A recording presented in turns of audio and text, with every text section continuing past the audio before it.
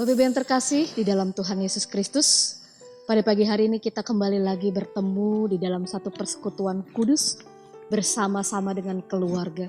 Sebentar lagi kita akan membaca serta merenungkan firman Tuhan, tetapi sebelumnya marilah kita bersatu di dalam doa untuk minta bimbingan Roh Kudus. Kita berdoa. Bapa yang Maha Kasih, Bapa yang kami sapa hanya di dalam nama Tuhan Yesus Kristus. Tak henti-hentinya kami menaikkan rasa syukur kami ke dalam tangan Tuhan atas semua yang telah Tuhan lakukan dan Tuhan berikan di dalam kehidupan kami. Sebentar lagi kami akan membaca serta merenungkan firman Tuhan. Kiranya Engkau memberkati hati dan pikiran kami masing-masing, sehingga kami dilayakkan oleh kuasa Roh Kudus-Mu untuk dapat memahami dan juga dimampukan untuk melakukan firman-Mu di dalam kehidupan kami sehari-hari. Bersabdalah ya Tuhan, karena kami anak-anak-Mu telah siap untuk mendengarkan dan juga melakukan firman Tuhan. Amin.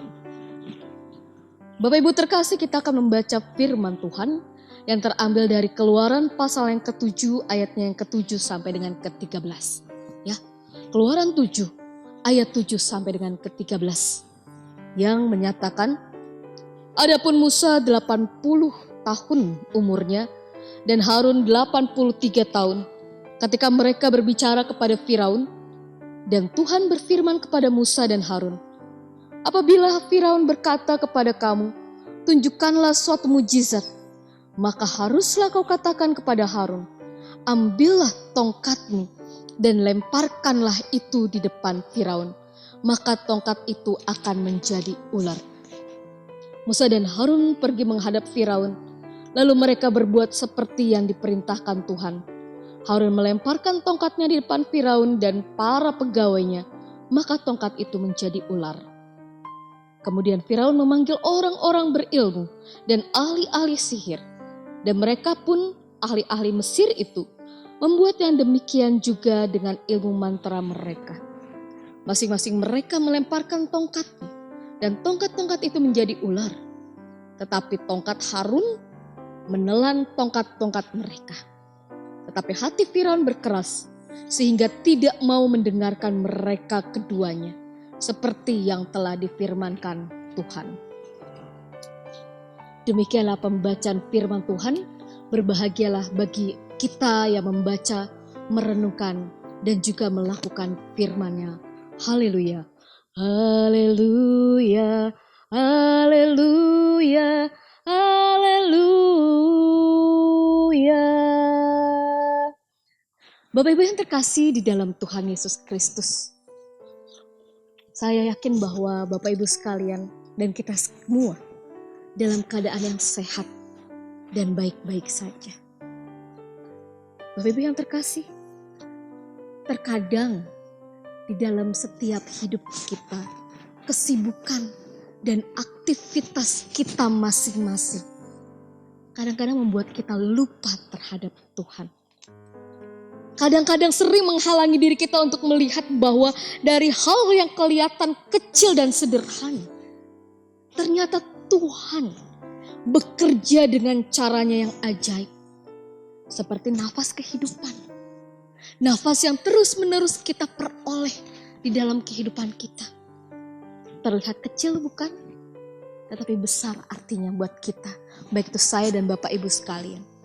Tanpa nafas, tanpa kekuatan, maka kita pun akan tidak berdaya.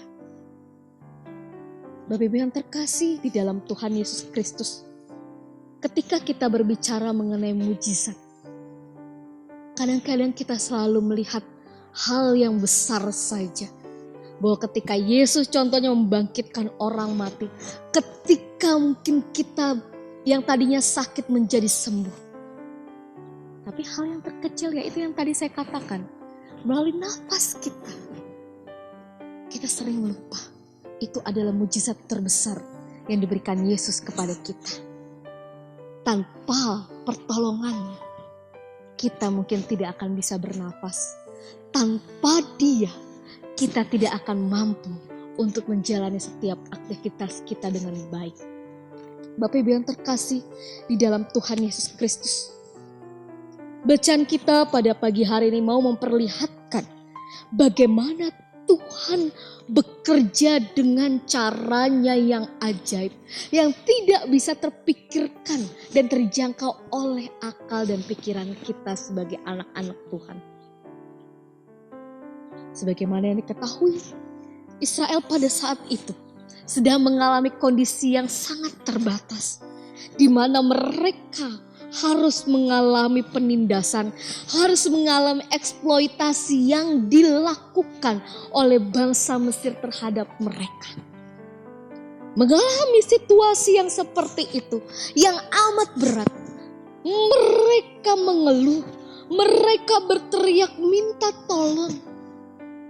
Dan Tuhan mendengar cerita mereka, keluhan mereka, permintaan tolong kepada mereka. Dan Allah mau untuk membebaskan umatnya dari perbudakan tersebut. Dan pada akhirnya Tuhan mengutus Musa untuk memimpin dari pembebasan tersebut. Dan juga Tuhan mengutus Harun yang adalah kakaknya Musa untuk menopang pekerjaan Musa. Kalau kita lihat pada ayat yang ke-7, bahwa Musa dikatakan telah berusia 80 tahun dan Harun 83 tahun pada saat itu. Ini menunjukkan bahwa usia mereka sudah sangat tua, sudah sangat senja bahkan. Ditambah lagi Musa, dia punya kondisi yang lidahnya itu tidak petah. Dan tugas yang diberikan oleh Tuhan kepada Musa dan Harun sangatlah sulit. Bahwa mereka harus membawa bangsa Israel keluar dari perbudakan Mesir. Dan hal itu diawali dengan jalan mereka harus menghadap Firaun, menyampaikan pesan firman Tuhan kepada Firaun. Dan sudut pandang kalau dilihat secara manusia, usia baik itu Musa maupun Harun yang tidak muda lagi. Dari segi karakter bangsa Israel, kakak dan adik ini sudah mengenal mereka sebagai bangsa yang susah untuk diatur. Belum lagi tantangan yang muncul dari Firaun dan kalangan orang Mesir itu sendiri. Bapak-Ibu yang terkasih, tetapi Tuhan bekerja dengan caranya yang ajaib. Ia bekerja melalui 2 orang yang menurut pandangan dunia mungkin tidaklah punya kekuatan apa-apa. Sudah umur tua, mau apa?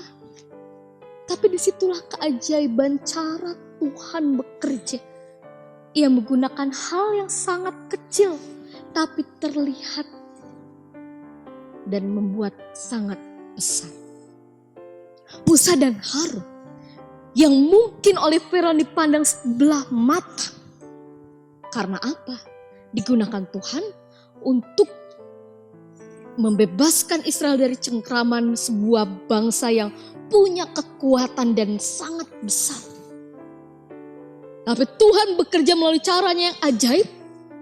Cara yang lain adalah yakni melalui tongkat yang dapat dirubah menjadi ular. Suatu mujizat yang luar biasa yang disaksikan oleh Firaun sebagai sebuah bukti kebesaran Tuhan yang dilakukan melalui Musa dan Harun. Nah, meski Firaun dia melalui orang-orang yang berilmu, tukang-tukang sihirnya sempat melakukan perlawanan dan melakukan hal yang sama, yakni mereka merubah tongkat mereka menjadi ular. Tetapi tongkat-tongkat mereka, ahli-ahli sihir dan juga orang-orangnya Firaun itu tidak bekerja apa-apa. Bahkan ditelan tongkat yang sudah dilemparkan oleh Harun. Ini membuktikan bahwa kuasa Tuhan tidak dapat ditandingi oleh kuasa apapun di muka bumi ini. Meskipun banyak ribuan orang yang menentang atau bahkan para ilmu-ilmu sihir ini, ahli-ahli sihir ini menggunakan kekuatan mereka. Tetapi balik lagi, kekuatan Tuhan jauh lebih besar dari apapun. Tidak dapat tertandingi oleh apapun di muka bumi ini. Keajaiban Tuhan dinyatakan melalui kedua hambanya yang tua, tapi juga bersahaja dengan media sebuah tongkat. Nah, Firaun ini kalau kita lihat Bapak Ibu yang terkasih, dia melihat dengan kedua matanya sendiri di depan matanya sendiri. Tapi apa yang ia lakukan? Ia menutup mata hatinya dan penyataan Tuhan. Oleh sebab itu ia bersikeras dan melarang bangsa Israel pergi meninggalkan Mesir. Dan itu membuat akhirnya Musa dan Harun kembali lagi menghadapi tantangan. Tetapi mereka berdua telah siap untuk menghadapi tantangan itu. Tantangan sebesar apapun tidak membuat mereka nyalinya ciut dan bahkan mereka pergi tidak. Justru membuat mereka semakin mengandalkan kuasa Allah. Mereka tahu bahwa Tuhan di depan mereka. Tuhan ada bersama-sama dengan mereka untuk membantu mereka keluar dari jajahan Mesir. Dan pasti tepat pada waktu Tuhan akan mewujud nyatakan pembebasan bangsa Israel dari Mesir itu sendiri. Bapak Ibu yang terkasih di dalam Tuhan Yesus Kristus. Demikian juga dengan kita sebagai anak-anak Tuhan. Panggilan dan pengutusan kita di tengah-tengah dunia ini tidaklah mudah. Tapi kalau kita lihat dari perikop kita pada pagi hari ini, ternyata ketika Allah memberikan tugas kepada kita, Dia tidak memandang siapa kita. Dia tidak memandang kita lemah atau kuat, tetapi Dia memandang kita layak atau tidak. Berkaca dari Musa dan Harun, bagaimana mereka punya umur yang sudah sangat lebih, tetapi Tuhan Allah masih memakai mereka dengan baik. Demikian juga dengan kita. Siapapun kita, tingkat pendidikan kita seperti apapun, baik dari yang terendah sampai yang tertinggi. Baik umur kita mulai dari yang terkecil sampai yang tertua. Tuhan Allah memanggil kita di tengah-tengah dunia ini. Dia tahu bahwa kita layak dan kita mampu untuk melakukan tugas dan tanggung jawab yang akan dan telah diberikan oleh Tuhan kepada kita semua. Bapak yang terkasih di dalam Tuhan Yesus Kristus, kalau kita lihat juga bahwa rancangan Tuhan membebaskan umatnya dari perbudakan bangsa Mesir dengan cara yang sangat ajaib. Cara yang sederhana tetapi membuat menjadi besar. Dan cara Tuhan bekerja memang selalu mengundang rasa takjub dan juga kagum. Dalam melaksanakan tugas tersebut, penyertaan Allah selalu diberikan sebagaimana Tuhan dengan caranya yang ajaib menuntun Musa dan Harun. Dan caranya yang ajaib juga akan Ia berikan kepada kita sebagai anak-anaknya. Mujizat Tuhan tidaklah terbatas oleh hal-hal yang besar menurut kita sebagai manusia. Tapi yang pasti adalah mujizat Tuhan akan selalu menghadirkan kekaguman akan kebesaran kuasa-Nya. Meskipun melalui hal-hal yang kecil dan sederhana. Mari kita perhatikan detail dan teliti secara kehidupan kita. Bukankah sekian banyak cara Tuhan berikan kepada kita? Ia nyatakan kehadirannya di dalam kehidupan kita. Tapi kadang-kadang kita sebagai manusia tidak dapat mencerna tentang kehadiran Allah di dalam kehidupan kita masing-masing. Termasuk pada saat ini. Bagaimana Allah bisa hadir di tengah-tengah kehidupan kita.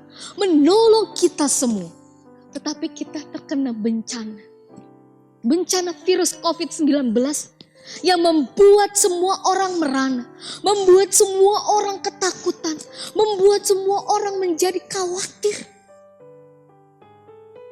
Di mana Tuhan bekerja? Bagaimana Tuhan bekerja? Banyak orang yang berteriak butuh kehadiran Tuhan. kehadirannya itu tidak dinyatakan kepada kita. Bapak Ibu yang terkasih di dalam Tuhan Yesus Kristus, betulkah demikian? Betulkah Allah tidak ada di dalam kehidupan kita ketika kita mengalami dan menghadapi wabah COVID-19 ini? Tidak. Tuhan tetap ada bagi kita sebagai anak-anaknya. Dia hadir melalui media apapun. Kalau Musa dan Harun hadir melalui media tongkat, berubah menjadi ular. Suatu cara mujizat bahwa ia menghadirkan tanda-tanda kehadirannya di dalam kehidupan umat Israel. Tetapi kita, bagaimana dengan kita? Ya, Allah hadir Bapak Ibu yang terkasih. Allah hadir melalui banyak hal. Bahkan yang terkecil sekalipun adalah keluarga kita masing-masing. Bagaimana ada suami, istri, anak-anak, orang tua, bahkan cucu sekalipun yang ikut menyemangati kita, menopang kita lewat doa. Dan dalam lingkup yang besar Allah hadir melalui para pejabat kita. Baik itu tingkat pusat, presiden dan juga seluruh jajaran. Dan juga Allah hadir melalui petugas-petugas medis yang ada di sekitar kita. Bagaimana mereka berkorban luar biasa di tengah-tengah tantangan virus COVID-19 ini. Bagaimana pemerintah terus menghimbau, terus mengajak kita untuk melakukan pola hidup yang sehat, pola hidup yang bersih. Bahkan juga menggunakan masker dan menghindari kerumunan-kerumunan yang ada. Tapi itulah kita, seperti bangsa Israel. Kadang-kadang kita menggerutu bukan. Kita tidak bisa keluar kemana-mana. Kita tidak bisa berkumpul meskipun dengan keluarga besar. Kita tidak bisa pergi ke mall untuk refreshing. Kadang-kadang kita menggerutu juga. Harus dikit-dikit cuci tangan. Dikit-dikit memakai masker. Tapi disitulah Allah bekerja. Disitulah Allah hadir. Bagaimana kita mau meresponnya atau tidak? Apakah kita meresponnya dengan mengeluh, dan mengeluh? Tapi kita percaya bahwa Tuhan hadir lewat apapun. Dan kita sebagai warga gereja, kita punya tugas untuk tetap mendukung apapun yang telah direncanakan oleh pemerintah setempat untuk kebaikan kita bersama. Jangan pernah kita berkata, di daerah Sandele ini kita masih bebas dari virus. Jangan salah Bapak Ibu yang terkasih.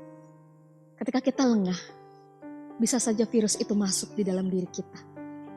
Dan disitulah Allah bekerja melalui para pejabat untuk terus mengingatkan kita bahwa ayo kita bergandengan tangan untuk dapat mengatasi dan memberantas virus COVID-19 ini. Jangan melihat diri kita sendiri bahwa kita sehat, daerah kita terbebas dari virus. Tapi mari kita lihat bagaimana para petugas medis mereka berkorban. Bagaimana mereka bertaruh nyawa.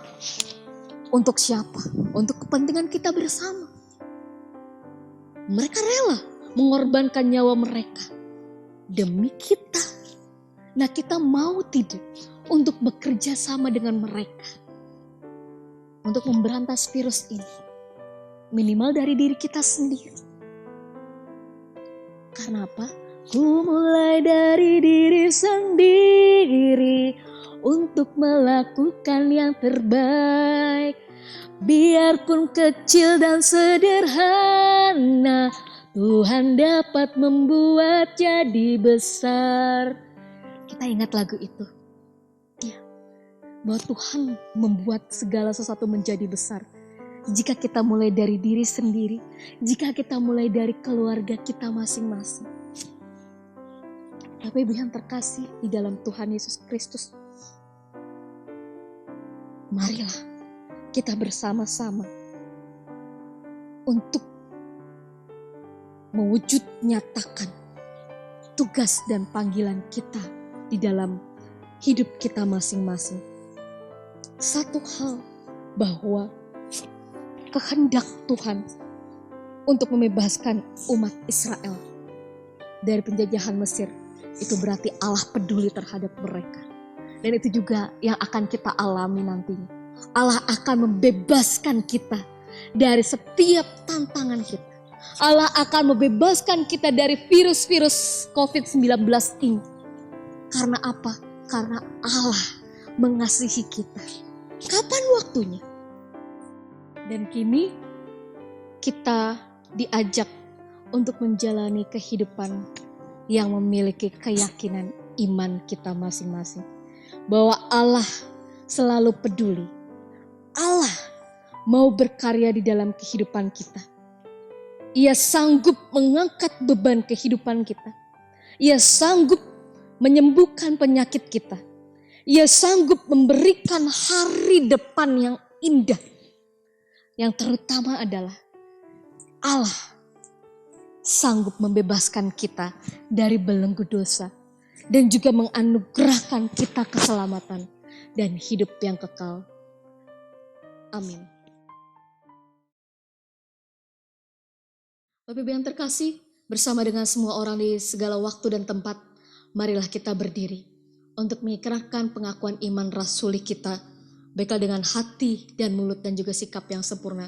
Kita masing-masing berkata, aku percaya kepada Allah, Bapa yang Maha Kuasa, Khalik langit dan bumi, dan kepada Yesus Kristus anaknya yang tunggal Tuhan kita, yang dikandung daripada Roh Kudus, lahir dari anak darah Maria, yang menderita di bawah pemerintahan Pontius Pilatus, disalibkan, mati dan dikuburkan, turun dalam kerajaan maut, pada hari yang ketiga, bangkit pula dari antara orang mati, naik ke sorga, duduk di sebelah kanan Allah, Bapa yang Maha Kuasa, dan akan datang dari sana untuk menghakimi orang yang hidup dan yang mati.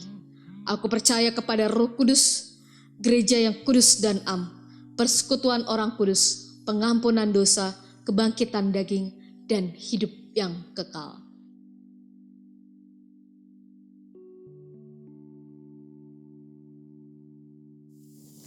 Bapak-Ibu yang terkasih, kita akan masuk ke dalam doa syafaat. Marilah kita bersatu di dalam doa. Kita berdoa. Allah Bapa yang Maha Kuasa, di dalam kehidupan kami terkadang diperhadapkan dengan berbagai peristiwa yang terus-menerus melanda kehidupan kami. Dan kadang membuat keimanan kami pun menjadi tergoncang. Tapi kami yakin dan percaya Tuhan, dengan kehadiran-Mu di dalam kehidupan kami, kuasa-Mu akan sanggup untuk mengatasi segala sesuatunya. Kami berterima kasih atas firman Tuhan yang boleh saja kami baca dan kami renungkan bersama-sama. Tuhan berkati firman Tuhan ini agar menjadi kekuatan dan pedoman di dalam kehidupan kami. Dan dalam rangkaian doa syafaat ini Tuhan, kami bersama-sama mendoakan bagi bangsa dan negara kami Republik Indonesia. Tuhan tolong berkati para pemimpin yang telah Tuhan anugerahkan di dalam kehidupan kami. Mulai dari tingkat presiden sampai kepada jajaran. Tuhan berkati mereka, biarlah mereka menjadi pemimpin yang bijaksana. Pemimpin yang dipenuhi oleh hikmat yang berasal daripada Tuhan. Sehingga mereka dimampukan oleh kuasa Tuhan untuk dapat membawa perubahan yang baik di dalam kehidupan bangsa dan negara kami. Dan Tuhan tolong juga berkati bagi gereja-gereja Tuhan yang ada di muka bumi ini. Secara khusus untuk gereja Protestan di Indonesia bagian Barat. Tuhan berkati mulai dari tingkat misionaris majelis sinode, tapi musyawarah pelayanan di masing-masing daerah, dan juga jemaat kami masing-masing. Tuhan tolong berkati di dalam tugas dan tanggung jawab para pelayan Tuhan yang telah Tuhan tempatkan di dalam kehidupan jemaat kami. Para presbiter, anggota komisi, dan juga para pengurus. Tuhan tolong berkati mereka satu persatu. Di dalam tugas dan tanggung jawab mereka, pelayanan mereka Tuhan tolong sertai. Sehingga pelayanan yang dilakukan dapat berkenan di hadapan Tuhan. Dan kami secara khusus bersatu hati mendoakan bagi keadaan kami di bumi ini yang sedang merana, yang sedang meratap dan bahkan berduka karena diakibatkan adanya virus COVID-19. Ya Tuhan, tolong taruh belas kasihan-Mu di dalam kehidupan kami ya Bapa, sehingga kami dimampukan untuk dapat kuat di dalam kehidupan kami. Dan kami juga dilayakkan agar kami mampu untuk mengikuti setiap arahan yang diberikan baik itu oleh para pejabat pemerintahan maupun juga di dalam gereja kami. Biarlah ya Tuhan, keadaan kami yang sedang berkabung dan merana ini dapat segera Tuhan atasi. Di balik semuanya ini ada kasih setia Tuhan yang nyata. Dan Tuhan tolong tunjukkan kepada kami ya Bapa. Secara khusus Tuhan tolong berkati para petugas medis yang telah Tuhan utus di tengah-tengah kehidupan kami. Para dokter, perawat, bahkan petugas kebersihan di dalam setiap rumah sakit. Tuhan berkati mereka satu persatu di dalam dedikasi mereka untuk melawan virus COVID-19 ini. Tuhan tolong kuatkan iman percaya mereka. Dan biarlah Tuhan memberkati mereka, berikan mereka kesehatan yang baik, sehingga mereka dapat terus-menerus mengerjakan tugas dan tanggung jawab mereka. Dan Tuhan tolong juga kuatkan keluarga mereka di rumah yang mereka tinggalkan. Tuhan tolong kuatkan mereka di dalam iman mereka, mereka percaya dan mereka pertaruhkan ke dalam tangan Tuhan. Bahwa mereka yang sedang bertugas di bidang medis akan bisa dipakai oleh Tuhan untuk membawa kesehatan yang baik di dalam kehidupan kami sebagai warga negara Indonesia. Tuhan tolong berkati juga bagi saudara-saudara kami yang mengalami kedukaan. Tuhan tolong pulihkan mereka dari segala rasa duka cita mereka. Tuhan tolong hapus air mata mereka ya Bapa, sehingga mereka selalu dipenuhi oleh Tuhan kesukacitaan dan pengharapan kepada Tuhan. Walaupun mereka ditinggalkan oleh keluarga mereka, tetapi Tuhan tidak akan pernah meninggalkan mereka. Tuhan berkati juga para pasien yang sedang dirawat di tiap-tiap rumah sakit. Tuhan berkati mereka satu persatu, kuatkan secara fisik, terutama iman mereka, sehingga mereka bisa menghadapi sakit mereka dengan baik. Dan Tuhan berikan mereka kekuatan. Dan ya Bapa, kami juga berdoa bagi warga jemaat yang ada di GPIB Sion Sandli di dalam setiap tugas dan tanggung jawab kami. Tuhan berkati mulai dari warga jemaat yang mengalami kelemahan tubuh. Tuhan berkati mereka satu persatu. Dan juga Tuhan berkati juga bagi saudara-saudara kami yang mengalami pertambahan usia. Baik itu kelahiran maupun perkawinan dari tanggal 19 ini sampai 1 minggu ke depan. Tuhan tolong berkati mereka di dalam setiap tugas dan tanggung jawab mereka. Harapan mereka Tuhan tolong sertai. Dan biarlah mereka juga dimampukan oleh kuasa Roh Kudus untuk dapat memanfaatkan waktu anugerah yang Tuhan berikan kepada mereka selama 1 tahun ke depan. Dan kami juga menyerahkan bagi keluarga kecil kami. Dimanapun kami berada, Tuhan tolong berkati. Peran kami sebagai seorang suami, sebagai seorang istri, sebagai seorang anak, orang tua maupun cucu sekalipun. Tuhan berkati kami ya Tuhan. Sehingga kami sebagai satu keluarga, kami dapat saling mendukung satu sama lain. Dan biarlah damai sejahtera Tuhan melingkupi kami semua. Terima kasih ya Bapa. Inilah rangkaian doa syafaat kami yang boleh kami alaskan hanya di dalam nama Tuhan Yesus Kristus, Tuhan dan Juru Selamat kami yang hidup, yang telah mengajar kami berdoa. Bapa kami yang di surga, dikuduskanlah nama-Mu, datanglah kerajaan-Mu, jadilah kehendak-Mu di bumi seperti di surga.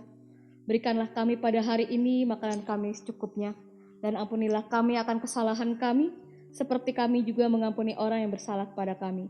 Dan janganlah membawa kami ke dalam pencobaan, tetapi lepaskanlah kami daripada yang jahat.